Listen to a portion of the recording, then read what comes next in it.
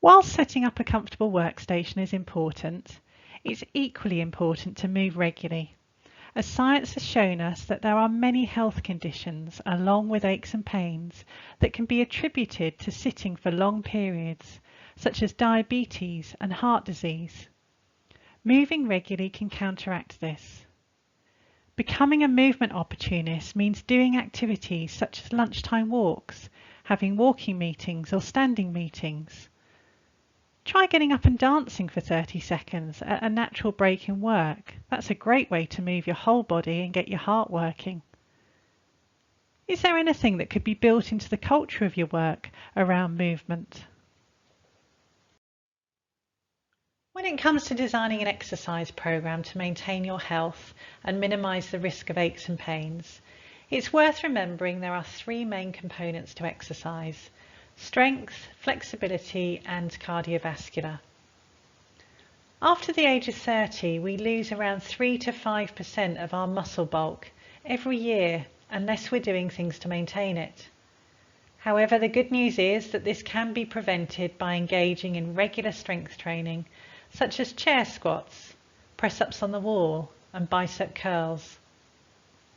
When it comes to flexibility, we naturally become stiffer as we age, which can lead to aches and pains.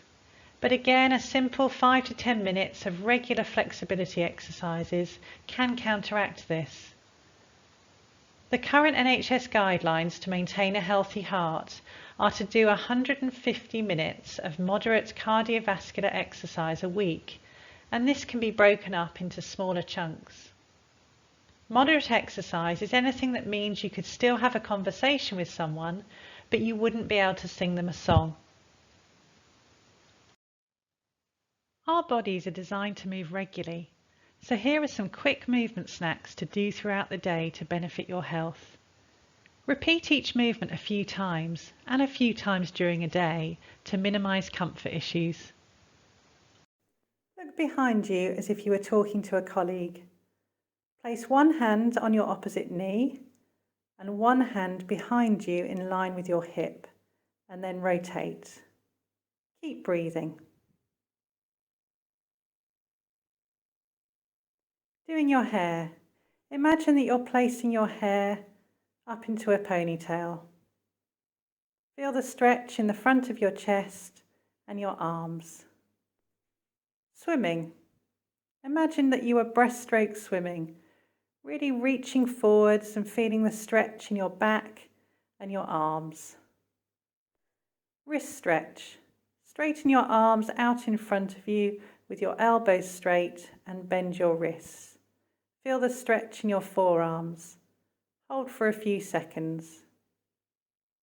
Hip flexor and calf stretch. Placing one foot up onto the chair, leaning forwards and feeling the stretch in the front of your thigh and in your calf.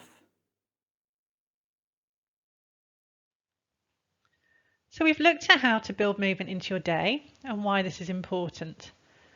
But to be honest, forming new habits is not always easy. BJ Fogg has some great free resources around how to make habits stick. And in essence, the three key tips to succeeding in moving more is firstly to schedule a time for movement and exercise and treat this appointment as if it were an appointment with your doctor. I'm sure you wouldn't let your doctor down by being late or cancelling last minute. Secondly, make your new habit easy to achieve. Naturally, as human beings, we enjoy the feeling of succeeding, which then leads us to repeat the experience. And thirdly, link your new habit to an existing habit. Making a coffee could mean 10 wall press-ups. Lunch could mean a 10-minute brisk walk. By linking it to something you already do, it becomes second nature. And reminder apps can also be very helpful. Another tip is buddy up if you can when it comes to exercise. It's easier to break a promise with yourself than it is to break a promise with someone else. Tony Schwartz, founder of the Energy Project, teaches that humans are designed to pulse between expending energy and renewing energy. His research shows that humans naturally move from full focus and energy to physiological fatigue every 90 minutes. Our body sends us signals to rest and renew, but we often override them with coffee, energy drinks and sugar. This can deplete our immune system and make us more susceptible to illness. Swartz suggests that we need to purposefully take breaks every 90 minutes throughout the day to drink water, walk or to eat healthy snacks. His mantra is pulse and pause.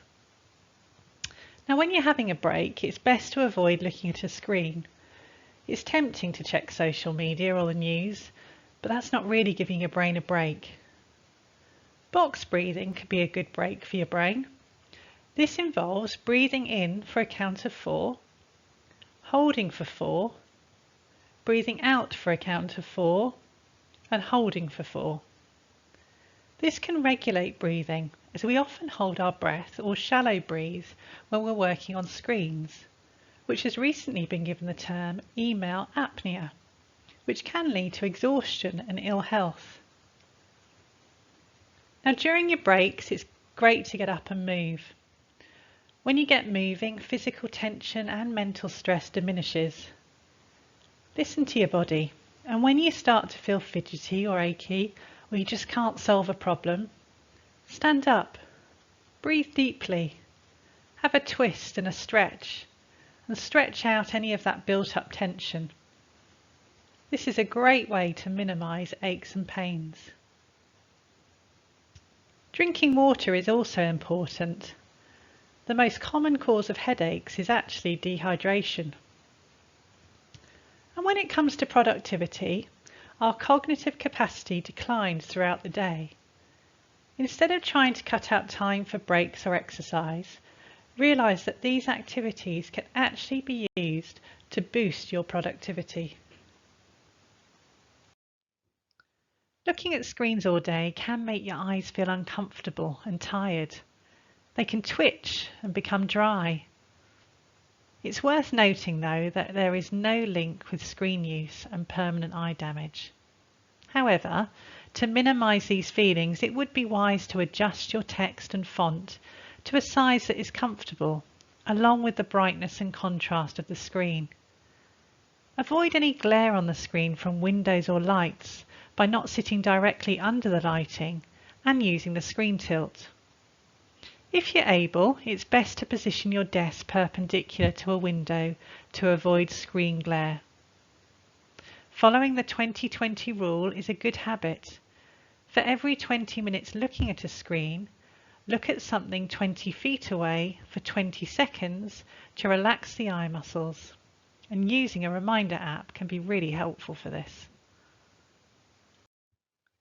If now or in the future you do experience comfort issues that you feel is relevant to your workstation setup or work behaviours, then getting advice and doing the right thing early on can prevent it developing into a bigger problem.